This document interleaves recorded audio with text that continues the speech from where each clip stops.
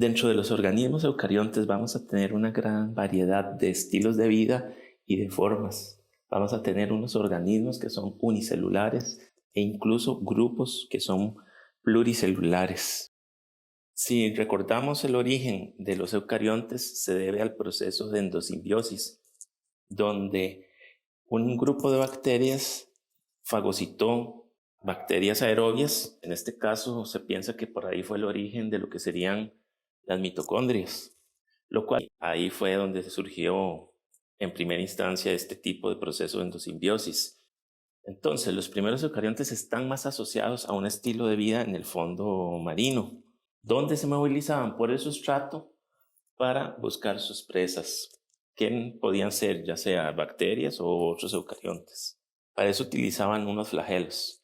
Y vamos a tener una serie de tipos ameboides hasta que más o menos unos 800 millones de años atrás ocurre una divergencia, formándose dos líneas evolutivas a partir de ese punto. Una que va a seguir con formas ameboides y que después va a desarrollar otros grupos, incluidos los animales y los hongos, y otra línea que se asocia más a estilos de vida en la columna de agua y forma el clado de los corticados, que se caracterizan por tener mitocondrias con crestas tubulares.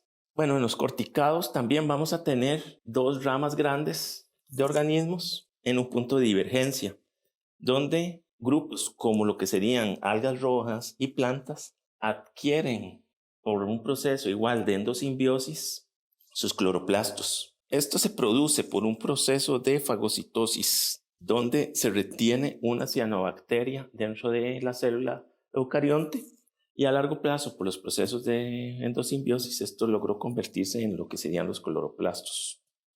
El otro grupo grande dentro de los corticados, que es el que vamos a ver en esta clase, son los cromistas, que tienen una gran cantidad de filos y que vamos a encontrar desde formas ameboides a formas parásitas, formas heterótrofas, incluso algas pardas están metidas acá, pero en la parte de zoología se estudia más que todo estos cromistas unicelulares que son heterótrofos o son parásitos. En los cromistas también hubo una adquisición de un cloroplasto, pero no fue por la endosimbiosis de una cianobacteria, sino más bien por la endosimbiosis de una alga roja. Seguramente una alga roja unicelular que estaba en este ambiente planctónico en la columna de agua que fue fagocitada por estas células. Desde este punto, muchos cromistas siguieron con ese estilo de vida autótrofo, pero algunos necesitan alimentarse de otras cosas, entonces son autótrofos facultativos. Otros pierden la funcionalidad de ese cloroplasto y ahora lo que encontramos son formas parásitas. Entonces el grupo de los cromistas tiene una gran diversidad porque tiene también una gran variedad de nichos en los cuales dentro del reino de los cromistas vamos a tener diferentes clados. El de los rizarios, el de los alveolados, los heterocontos y los acrobios. Cada uno de estos tiene su ecología y su morfología celular característica. Bueno, para empezar dentro del reino de los cromistas, vamos a hablar de los rizarios. Pero recordando esto, que el reino cromista, también conocido como cromoalveolata, va a tener estos grupos eucariontes unicelulares adaptados a una vida planctónica donde la pared celular tiene unos aspecto vacuolado o a lo que se le llama también alvéolos, que aparentemente unas de las hipótesis indican que esto les ayudó, les facilitó la vida en el plancton al darles tal vez más flotabilidad. Se cree que el ancestro de estos grupos tenía una célula viciliada. Dentro de cromista está el subreino arosa, que simplemente lo que nos refiere el nombre es a los grupos que contiene, que sería eso, los heterocontos, los alveolados, los rizarios, y la terminación osa se refiere más a grupos que tienen forma ameboide. Ya lo que sería el infrarreino rizaria, el mismo nombre nos indica que va a tener unas estructuras con forma de raíz y esas estructuras son los pseudópodos que utiliza para capturar su alimento. El primero de los filos de cromista que vamos a hablar ahorita es el filo Retaria, el cual contiene organismos ameboides planctónicos.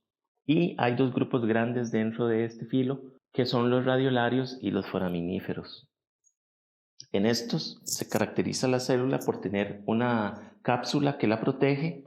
Esa cápsula, en el caso de los radiolarios, está compuesta por sílice o sulfato de estroncio, mientras que en el caso de los foraminíferos puede ser bien de mucosidad, o sea, estar formada por alguna proteína que secreta la célula, o es un depósito de material de carbonato de calcio.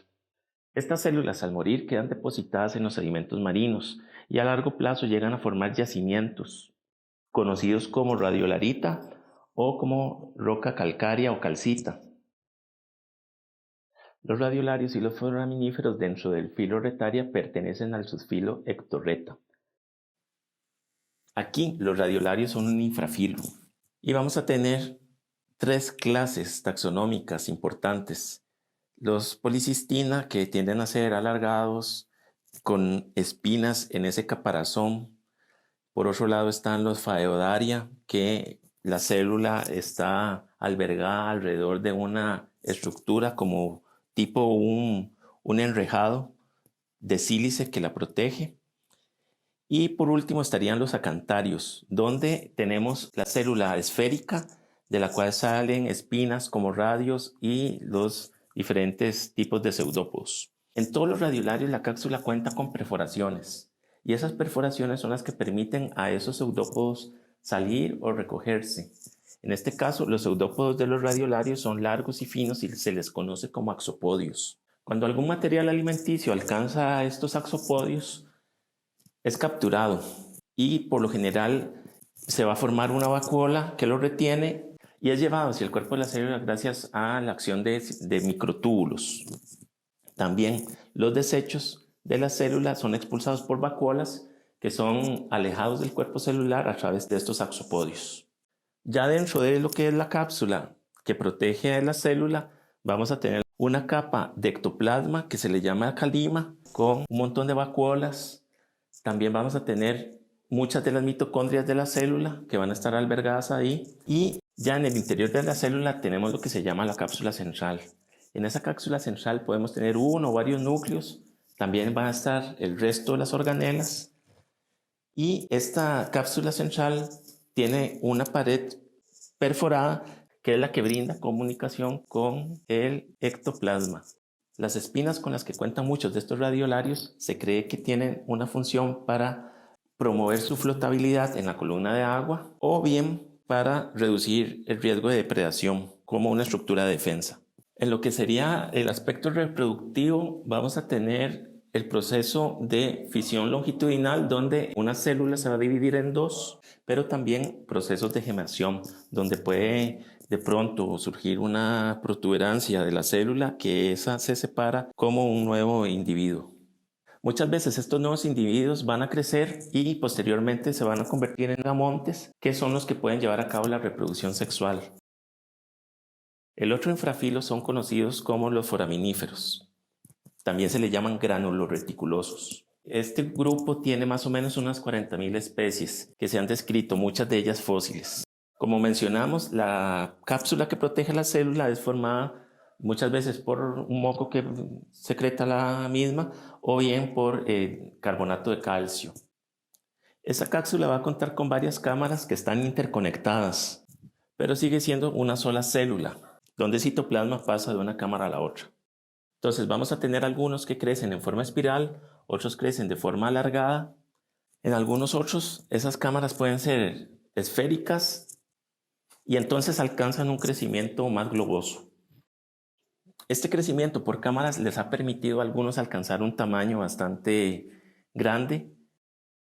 Similar con los radiolarios, la cápsula es porosa y por esos poros van a salir los pseudópodos, que en este caso se llaman reticulopodios, que no tienden a ser como una espina, sino más bien son ramificados. Y con estos pueden capturar sus presas, que ya mencionamos pueden ser bacterias o otros eucariontes. También la célula va a estar separada en dos secciones de ecto y endoplasma. Y en cuanto a su ecología, los vamos a encontrar en fondos marinos, en fondos de agua dulce, también flotando en la columna de agua como plancton. Y tenemos de todos los tipos de alimentación, heterótrofa, o herbívora o omnívoros. Algunos de estos no se pueden mover, están fijados sobre el sustrato o sobre alguna alga o pasto marino. Otros se pueden movilizar por encima del sustrato o incluso pueden movilizarse entre el sedimento.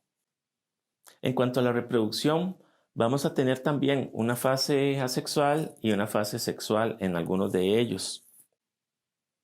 Y aquí en esta imagen se ve un ejemplo de una especie que vive sobre un pasto marino.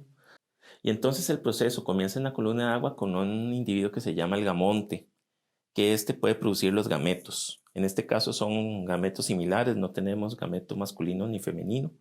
Y esos gametos pueden ser flagelados o bien pueden tener forma ameboide, depende del hábitat donde se desarrolle la especie. Esos gametos se fecundan en el agua y migran ya como cigoto hacia un sustrato donde forman un estadio ameboide diploide que no posee concha. Empieza a crecer a un estadio que se llama agamonte.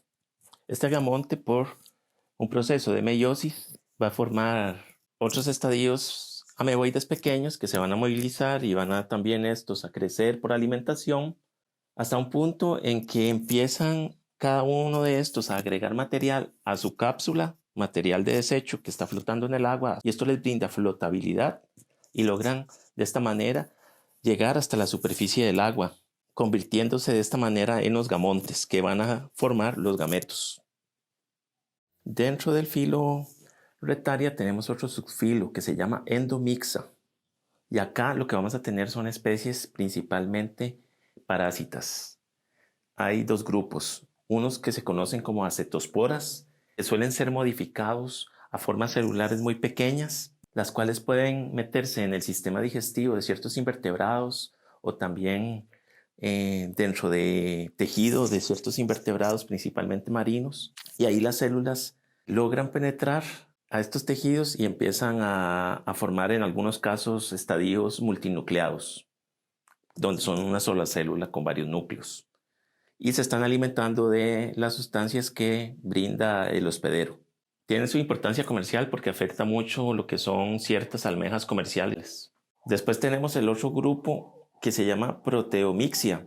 Y aquí más que todo son estadios ameboides que tienen una teca de mucosidad que cubre la célula, pero que cuentan con una cantidad grande de filopodios.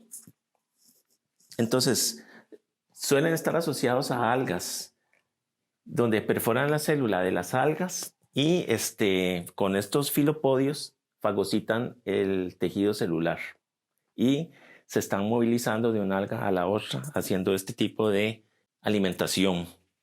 Hay otras asociadas a algas como el kelp, donde esta ameba se adhiere a las células del alga y entonces empieza a crear un estadio que se llama pseudoplasmodio, que es una sola célula, pero que cuenta con varios núcleos. Y ahí se queda adherido, alimentándose de los fluidos del alga, pero aparentemente sin causarle mayor daño. Otro filo de amebas dentro de los rizarios son los cercozoos. Aquí la célula no tiene alvéolos en la parte exterior, pero sí tiene unas estructuras para la excreción al exterior de sustancias, tal vez mucosidad, que se llaman estrusomas. Y en este grupo los tiene de forma globular, que los diferencia de otros grupos donde estas estructuras tienen formas alargadas, como en Euglenozoa. Vamos a encontrarlas flotando en el plancton y su forma recuerda mucho a ciertos radiozoos que son globulares, que son esféricos, de los cuales salen los diferentes pseudópodos. En este caso son filopodios. Y vamos a tener dos subfilos, reticulofilosa y también el subfilo monadofilosa. La diferencia entre estos dos es que monadofilosa posee una concha por lo general, una cápsula que protege a la célula, que puede estar formada por una sola unidad o por placas que están imbricadas, dándole esa protección. Y en la parte de abajo tiene una abertura por la cual van a salir los diferentes filopodios. Estos pueden andar en el plancton alimentándose de otros organismos, bacterias y eucariontes que se encuentran. En el subfilo reticulofilosa, la ameba está llena de estos filopodios, pero además posee un cilio largo. El siguiente grupo del que vamos a hablar dentro de los cromistas son los alveolados. Acá la forma de la célula en su parte exterior cuenta con unas estructuras que se llaman alvéolos. Los alvéolos se encuentran debajo de la membrana celular. En los alveolados vamos a tener dos filos, miozoa y ciliófora. En el caso de los miozoa tenemos el subfilo misozoa, que se refiere a organismos que se alimentan por chupar fluidos de otros. Y dentro de este grupo, de este subfilo, vamos a tener dos infrafilos. El primero de ellos es el infrafilo dinozoa, que también se les conoce como dinoflagelados. El nombre dinoflagelado se refiere a que estos cuentan con unos flagelos que les ayudan a movilizarse dando giros en el agua. De ahí viene el nombre y cuenta más o menos con unas 4.000 especies descritas. Al flagelo o cilio longitudinal se le conoce como el sulco, mientras que el transversal va a través de un canal que se llama el cíngulo, que atraviesa la cápsula de la célula. Este último es el que le brinda ese movimiento rotatorio a la célula en el plancton. Y al flagelo longitudinal lo que le ayuda a la célula es para subir o bajar de la columna de agua. Vamos a tener formas de vida heterótrofas, formas de vida saprófitas y también formas de vida parásita. Y en muchos de estos se puede tener cloroplastos y producir fotosíntesis. Hay una estructura característica de este grupo que se llaman los púzulos, que son como unos tubos que tienen doble membrana que están en la célula que le ayudan para la osmorregulación, o sea, para variar el contenido de agua que está dentro de la célula. Ok, en la pared celular vamos a tener los alvéolos y estos pueden contener celulosa y entonces le brinda a la célula una forma de protección por medio de una teca o coraza. Mientras que en los que no poseen celulosa en los alvéolos hablamos de que están desnudos. En ambos casos los microtúbulos que están dentro de la célula les permiten mantener su forma. En los que son acorazados por lo general van a tener estructuras como espinas que se cree reduce la depredación o bien ayuda a la flotabilidad. En algunos de ellos, incluso como el caso de Noctiluca o Ceratium, pueden extender o poseer pseudópodos para captura de su alimento. Y en algunos de ellos la fotosíntesis es facultativa, pudiendo variar su forma de alimentación de autótrofa a heterótrofa dependiendo de las condiciones ambientales. En el caso de Noctiluca, que es un dinoflagelado desnudo, siempre tiene un pseudópodo permanente, extendido, al cual se le llama tentáculo, con el cual logra capturar sus presas. Pero este y otros dinoflagelados desnudos pueden contar en su célula con simbiontes, muchos de estos bacterias, que les brindan alimento por la fotosíntesis. Noctiluca es un dinoflagelado muy conocido porque cuando la noche está oscura y pasa una embarcación, se producen estelas en el mar y esas estelas muchas veces es por el brillo, la bioluminiscencia de dinoflagelados como Noctiluca. Esa bioluminiscencia podría ser un tipo de estrategia para reducir un poco la depredación, porque cuando un organismo está consumiéndolos, estos van a emitir luz y esa luz puede dar una señal a otro depredador para que se coma ese organismo que los está consumiendo a ellos. Ok, para la captura de las presas, muchos de estos dinoflagelados tienen estrusomas que pueden tener diferentes funciones. Hay unos que se llaman tricocistos, que sueltan sustancias urticantes, otros que se llaman mucocistos, que sueltan sustancias pegajosas, y otros que se llaman nematocistos, que sueltan sustancias que son venenosas, con lo cual logran de esta manera retener sus presas o paralizarlas para poder consumirlas. Algunos dinoflagelados tienen estilos de vida parásitos, como el género Aplosón, que principalmente lo vamos a encontrar en anélidos marinos. En este caso, la célula anterior cuenta con un estilete con el cual perfora la célula del hospedero y empieza a chupar los fluidos.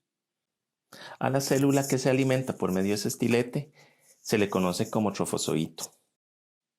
En la parte posterior de la célula van a crecer los gonocitos. Los gonocitos son células que después se separan para la reproducción.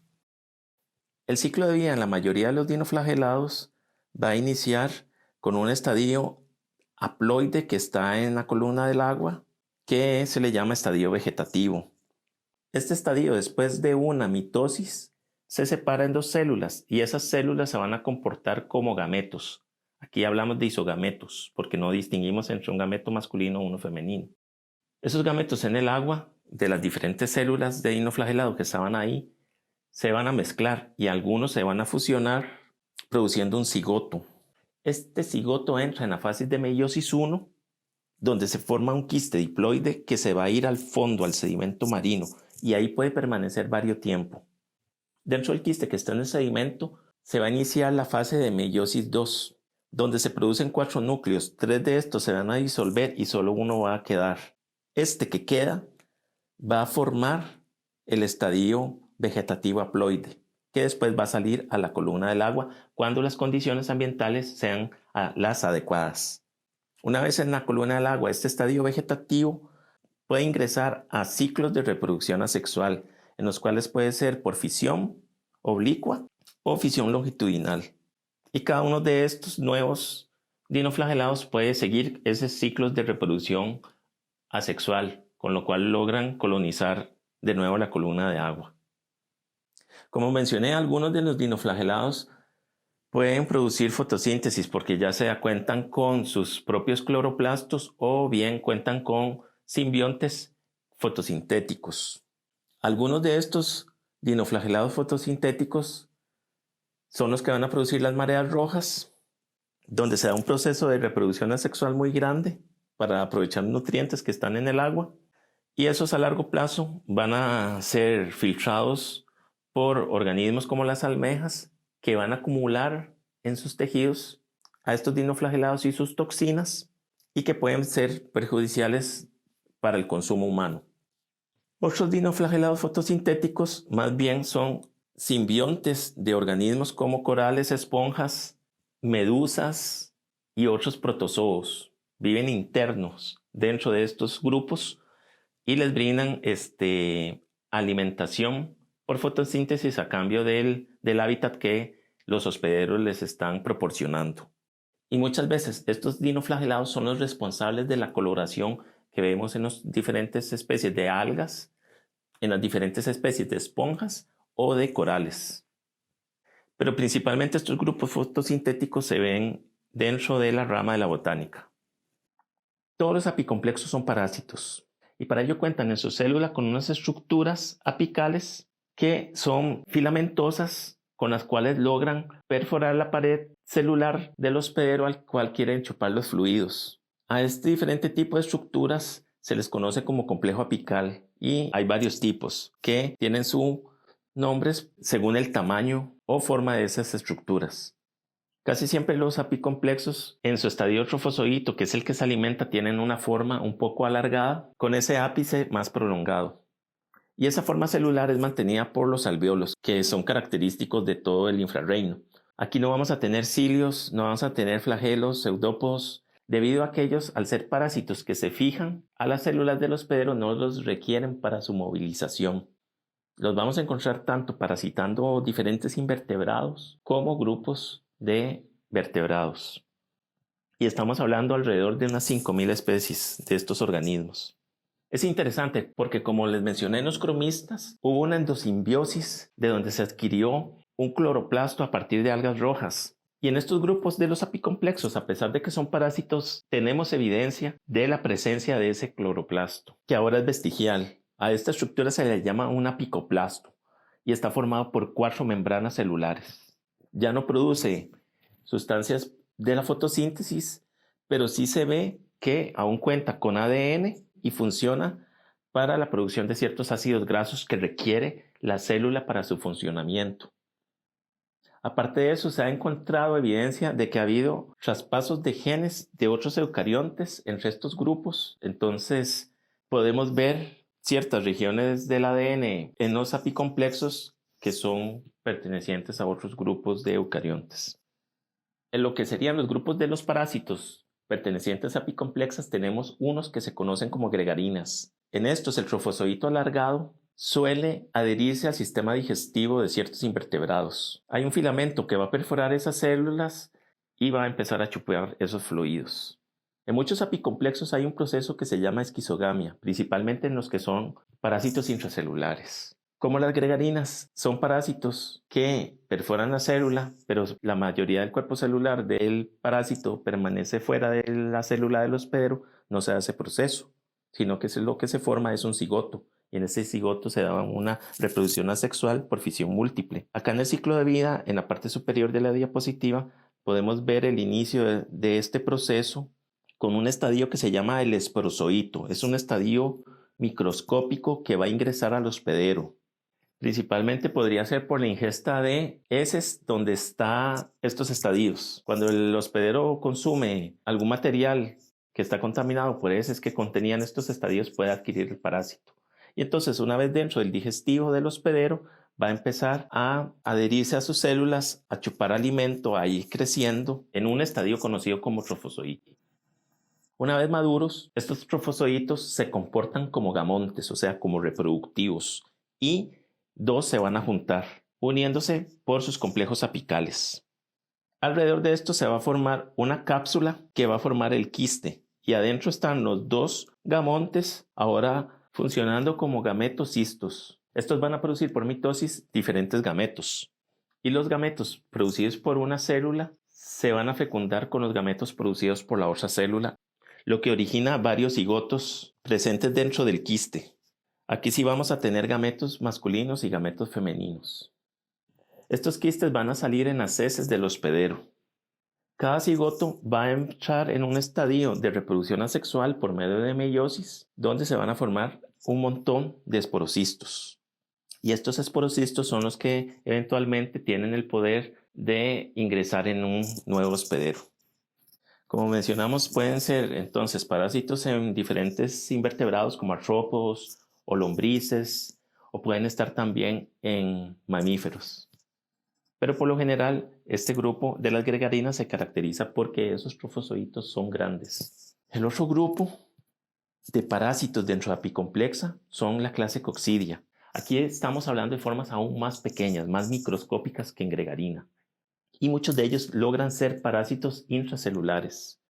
Muchos de la clase Coccidia necesitan de un vector para pasar de un hospedero a otro. No es como en gregarina, que el hospedero podía adquirirlos por consumo directo, sino que acá se necesita casi siempre de un ácaro o de un insecto, por lo general un díptero, que sea el que traspase el parásito de un hospedero definitivo a otro. Un ejemplo muy conocido es la malaria, que originalmente se pensaba que la gente lo adquiría por respirar el aire que estaba alrededor de zonas de agua anegada como pantanos. Después, en 1880, se descubre que en el plasma sanguíneo de la gente que tiene esta enfermedad hay un eucarionte parásito del género Plasmodium perteneciente a estos apicomplexos. Este se alimenta de sustancias internas del glóbulo rojo.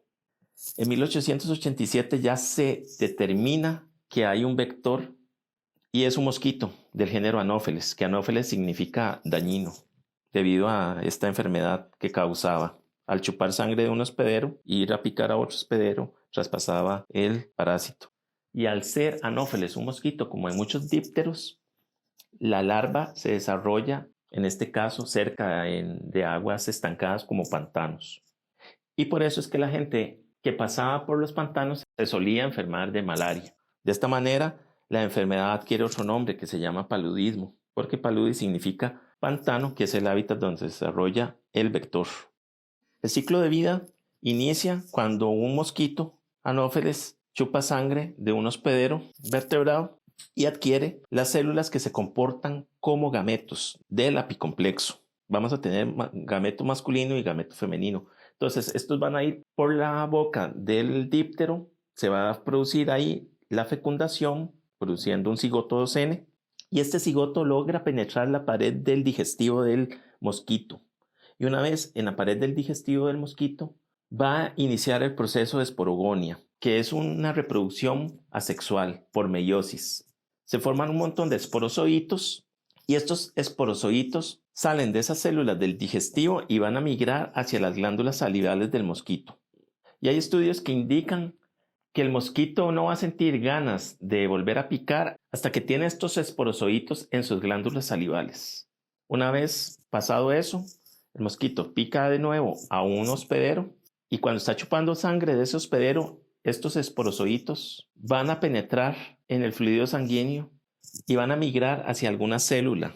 Por lo general logran llegar hasta el hígado, se meten dentro de las células del hígado, empiezan a alimentarse como trofozoitos, a madurar, hacen un proceso de reproducción asexual dentro de la célula que se llama la esquizogamia, que es por mitosis, y van a formar un montón de estadios llamados merozoitos. La célula revienta y cada uno de estos merozoitos va a migrar hacia el flujo sanguíneo. Una vez en el flujo sanguíneo, cada uno va a buscar un glóbulo rojo y se va a introducir en el glóbulo rojo y de nuevo entra en el estadio de trofozoito. En este estadio de trofozoito, dentro del glóbulo rojo, empieza de nuevo una reproducción asexual llamada esquizogamia. El glóbulo rojo, una vez que está consumido, la pared celular se abre y van a salir de nuevo este montón de merozoitos. Cada merozoito puede ingresar de nuevo a otro glóbulo rojo e iniciar de nuevo el ciclo de alimentación y reproducción asexual que tiene este parásito. Pero algunos merozoitos van a ingresar en glóbulos rojos, se van a alimentar, pero ya no van a entrar en el proceso de reproducción asexual, sino que se van a empezar a comportar como gametos masculinos o femeninos. Y es ahí cuando el mosquito llega de nuevo, chupa sangre del hospedero y adquiere estos glóbulos rojos que adentro llevan esos gametos, iniciándose de nuevo el ciclo. Otro parásito conocido entre los apicomplexos es Toxoplasma. La especie Toxoplasma gondii es muy común que esté en felinos, tanto felinos de vida silvestre como felinos domésticos. Y entonces estos felinos son el hospedero definitivo del parásito. No todos los gatos ni todos los felinos tienen este parásito interno, son solo algunos de ellos. Por lo general, este va a estar dentro del aparato digestivo del gato o del felino, donde se va a producir los gametos masculinos y femeninos del parásito que salen en quistes en las heces. Esos quistes pueden reingresar en otro felino por consumo de esas heces y una vez dentro del felino estarían como estadio de merozoitos. Estos merozoitos son los que se van a ir al intestino del felino para producir los gametos después, posteriormente. Ahora bien, puede ser que esos quistes en las heces de los felinos no sean consumidas de nuevo por un felino, sino que, por ejemplo, podrían ser consumidas por otro mamífero como un roedor. Pero como el roedor no es en realidad su hospedero definitivo, el parásito va a querer regresar de alguna forma hacia su hospedero definitivo. Entonces lo que se ha visto es que en los roedores que consumen estos quistes se produce un estadio que se llama taquizoito, que se va a alojar en el tejido, se va a alimentar en el tejido, va a tener reproducción asexual y si el roedor es consumido por el felino, va a adquirir de nuevo el parásito por este consumo que hizo el hospedero que estaba parasitado. Entonces va a ingresar de nuevo hacia su sistema digestivo y el ciclo va a continuar. Podría ser que en lugar de ir al digestivo del felino, también se vaya a algún tejido del felino y siga como estadio de taquizoito en el felino, con una reproducción muy rápida. Pero estos taquizoitos eventualmente migrarán al intestino del felino para continuar como merozoitos. En algunas ocasiones, estos parásitos que ingresaron en el hospedero que no era felino, por ejemplo un ratón, pueden llegar a formar unos quistes en otras regiones del cuerpo, como lo son en el cerebro, y ahí se formaría lo que se llama un bradizoito, que los bradizoitos tienen una reproducción más lenta. Se forma un quiste que va creciendo lentamente. Adentro del quiste se va dando reproducción asexual, va creciendo lentamente, aumentando de tamaño. Y esto a largo plazo va a producir efectos negativos sobre este hospedero que no era el definitivo, al que se le llama hospedero paraténico. Hay estudios que indican que, por ejemplo, roedores que tienen este tipo de quiste en su cerebro empiezan a sentir menos miedo de salir a rondar en horas del día, donde son más fáciles que los vea un felino y que los consuma de nuevo. También se ha visto que hembras de roedor suelen preferir aparearse con los roedores machos que están infectados por el parásito, donde posiblemente sea que estos machos sean más insistentes en la búsqueda de hembras. Y son estrategias que por selección natural ha logrado el parásito para de alguna manera difundirse y tener posibilidad de volver a su hospedero definitivo. Otra cosa que ocurre también es que si el hospedero paraténico que consumió los quistes de este parásito es una hembra y esa hembra está embarazada, el parásito puede por la placenta llegar al feto. Entonces, dependiendo del grupo, puede causar abortos. También podría causar que la progenie del hospedero nazca con problemas de retardo mental. Y en algunos hospederos se ha visto que podría causar ceguera debido a esa infección que hace en el sistema nervioso. Los humanos también pueden adquirir este parásito, no porque se coman las heces de los gatos, sino por contaminación. Por ejemplo, mala limpieza de las cajas de arena donde los gatos hacen sus cosas, no lavarse las manos, cucarachas, moscas que lleguen a esas cajas de arena y después vayan a donde está la comida de las personas. Es una forma de traspaso que puede tener el parásito hacia humanos y puede causar todos estos problemas de abortos o de mortalidad en personas. Similar a la toxoplasmosis, hay otras especies de apicomplexos que van a afectar a diferentes organismos. Todos estos pueden causar afecciones en el sistema digestivo de los diferentes grupos, como reptiles, aves, rumiantes, estar movilizándose por diferentes partes del sistema digestivo, consumiendo los fluidos de esas células, pasando estadios de reproducción asexual, migrando hacia otras células, para finalmente salir como quistes en las heces de muchos de ellos. Y eso va debilitando a los hospederos. Entonces, se ha visto que una vez que están infectadas con estos parásitos suelen poner menos huevos, también suelen morir más jóvenes. En muchos rumiantes puede producir anemia, excrementos con sangre, que todo eso tiene a largo plazo importancia económica porque afectan muchas especies de la ganadería. Otro filo que tenemos dentro de los alveolados son los cilióforos. Estas son células, por lo general de vida libre, que toda su pared celular cuenta con una gran cantidad de cilios, de ahí el nombre. Estos cilios están organizados en hileras que se pueden mover de forma controlada, movimientos sincronizados, que es, por así decirlo, como ir remando cada una de esas hileras, y de esta manera estos organismos pueden crear corrientes o bien pueden movilizarse hacia adelante, hacia atrás, dar giros. Los vamos a encontrar en ambientes acuáticos, de agua dulce, agua marina, en los sedimentos marinos, todos esos hábitats, en el plancton también. Y como es un alveolado, en su pared celular vamos a tener los alvéolos que mantienen la forma de la célula.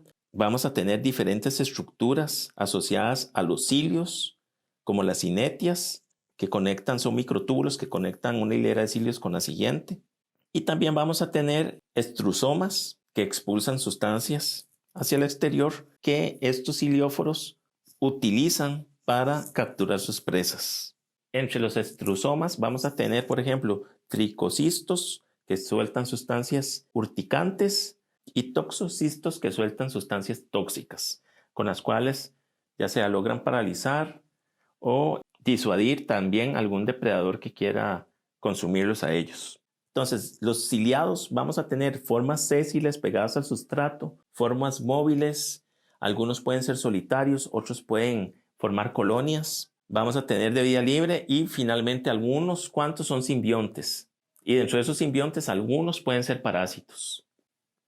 En los que son sésiles, por lo general vamos a tener una corona de cilios en la parte superior de la célula, la cual puede movilizarse esos cilios para crear corrientes que lleven el alimento hacia la boca celular, el citostoma. Y una vez ahí, la célula lo ingiere. Otros pueden usar esos cilios para nadar y otros pueden usar los cilios para rectar sobre el fondo marino.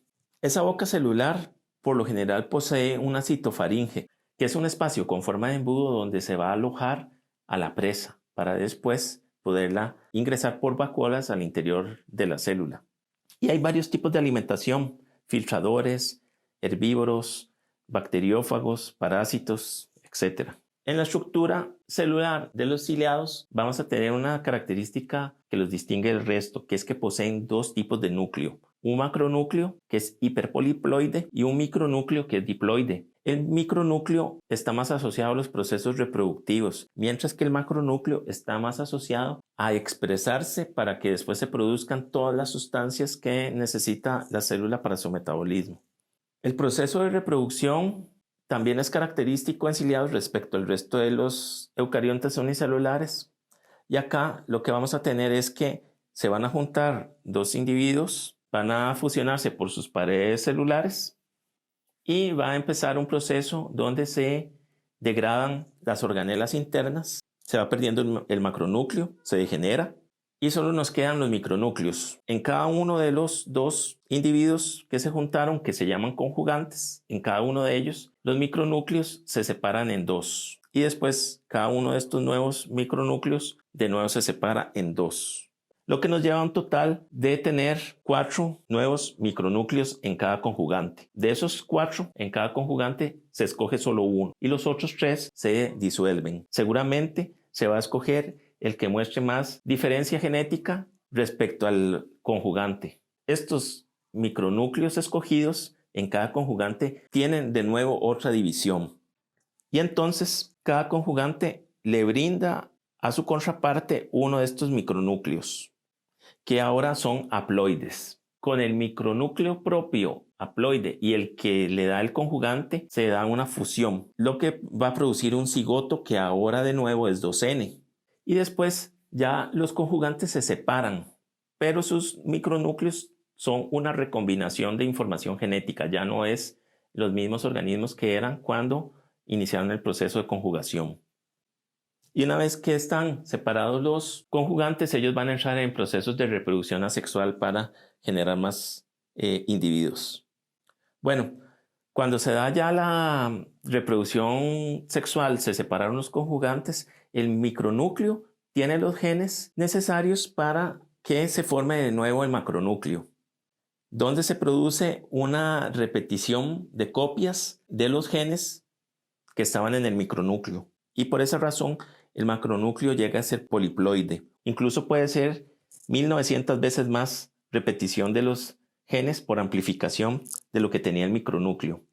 Una vez ya formado el macronúcleo, este se va a encargar de expresar los productos para que se generen el resto de organelas en la célula. Y ya cuando los nuevos ciliados están totalmente funcionales, entran en el estadio de reproducción asexual, que vamos a tener fisión binaria, fisión múltiple, procesos de gemación, y de esta forma logran generar las diferentes poblaciones de ciliados. Hay otros grupos dentro de los cromistas que pertenecen al infrarreino Alvaria, al superfilo heteroconta. Los heterocontos se caracterizan, todo ese gran grupo, por la presencia de flagelos desiguales en forma o tamaño en algún estadio de su vida. En heteroconta vamos a encontrar las diatomeas y las algas pardas, pero eso se ve en botánica. Dentro de lo que es la zoología se tratan algunos grupos como lo que sería el filo Vigira. Los organismos del filo Vigira por lo general van a ser heterótrofos, pueden tener 2 o muchos cilios, ya carecen de alvéolos, no tenemos ningún tipo de cloroplasto y sus mitocondrias presentan crestas tubulares, por eso pertenecen a los cromistas. Dentro de Vigira hay unos grupitos pequeños muy interesantes del subfilo Sagenista, que ese nombre proviene de cierta disposición de organelas ectoplasmáticas. Y además las paredes celulares cuentan con ciertas escamas que son una asociación con el aparato de Golgi. Estos grupos se comportan un poco como hongos, en el sentido de que se alimentan de forma saprófita, descomponiendo alimento por medio de la excreción de enzimas que después ese alimento es succionado por las membranas celulares de estos organismos. Los vamos a encontrar tanto en el mar como en zonas estuarinas. Algunos se deslizan sobre el sustrato buscando alimento y otros más bien se quedan sésiles formando estructuras ramificadas. Otro subfilo dentro de Vigira son los Opalozoa. Y estos es un grupo pequeñito de unas 150 especies. Se parecen mucho a los ciliados, son muy parecidos por su morfología externa. Pero a diferencia de los ciliados no poseen alvéolos y las hileras de cilios están dispuestas de forma diferente que en los ciliados. Otra característica que los distingue es que aquí podemos tener dos núcleos, pero son núcleos iguales, no es macro y micronúcleo, o podemos tener un solo núcleo. Entonces en eso se van a distinguir de los ciliados también. La mayoría se van a reproducir asexualmente por fisión longitudinal, mientras que muchos ciliados es por fisión transversal. Los opalozoos los vamos a encontrar principalmente como simbiontes en el tracto digestivo de muchos anfibios y reptiles, aunque también se han encontrado en varios moluscos. Aparentemente pueden estarse alimentando ahí de otros organismos que viven, por ejemplo, en la cloaca de los anfibios y reptiles o en la cavidad paleal de algunos moluscos. Y cuentan con procesos de reproducción sexual y reproducción asexual. Un grupo aún más raro dentro de Opalozoa es el infrafilo Vicosia. Estos vamos a encontrarlos en sedimentos marinos, en zonas estuarinas, alimentándose de bacterias.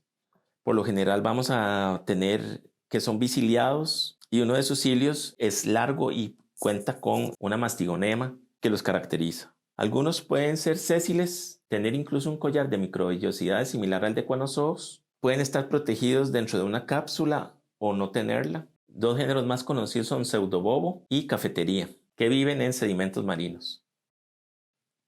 Después también dentro del infrarreino de los heterocontos hay un grupito perteneciente al subfilo de las ocrófitas, que son las algas pardas, pero que no tiene ese estilo de vida fotosintético, que se le llama clase Actinophrida y se conocen comúnmente como heliozoos o organismos tipo sol, debido a que es una célula esférica de la cual salen diferentes espinas y radios y que tiene saxopodios para su alimentación, para fijarse al sustrato o para capturar alimento. Entonces, en esta estructura se parecen mucho también a lo que vimos con los radiolarios, donde tenemos una parte interna de la célula, donde están la mayoría de organelas, una parte ectoplásmica llena de vacuolas y que usan estos saxopodios para adquirir su alimento. Estos organismos, por lo tanto, son heterótrofos y vamos a encontrarlo mucho asociado a lo que son cuerpos de agua dulce pegados al sustrato. Hay otro grupo de heliozoos que sí se les llama heliozoos verdaderos, que pertenecen al subreino Acrobia, pero estos heliozoos verdaderos son heterótrofos y se ven en la zoología. Igual como los anteriores, es una célula esférica que tiene una parte de endoplasma que se le llama la médula, donde puede haber uno o varios núcleos y de ahí salen las varillas axiales. Y después tenemos la corteza ectoplásmica que está muy llena de alvéolos. Los vamos a encontrar de igual forma en agua dulce en sustratos bentónicos. Ok, recapitulando lo que sería la filogenia de los eucariontes, en este árbol conceptual tenemos el inicio de los procesos de endosimbiosis que ocurren con las bacterias y que desencadenan la formación de los eucariontes, las células con organelas. Y estamos hablando más o menos de 1.000 millones de años atrás. De ahí tenemos grupos como los euglenozoos, que algunos autores consideran como tal vez el grupo más basal de eucariontes. Estos en sus formas más basales presentan células de hábitos bentónicos que se desplazan sobre el sustrato con ayuda de sus flagelos y que tienen una cavidad asociada a la boca celular para consumir principalmente bacterias. De este punto empiezan a divergir otros grupos con formas ameboides que todavía poseen cilios o flagelos para movilizarse y que tienen un hundimiento en la pared celular, en la parte ventral de la célula, o sea, la parte que está pegada sobre el sustrato, por la que canalizan, al parecer, el alimento que consumen. Entonces tenemos filos como Percolozoa, filos como Leucozoa. En todos estos grupos todavía hay cierto funcionamiento celular que tiene similitudes con el funcionamiento celular de bacterias.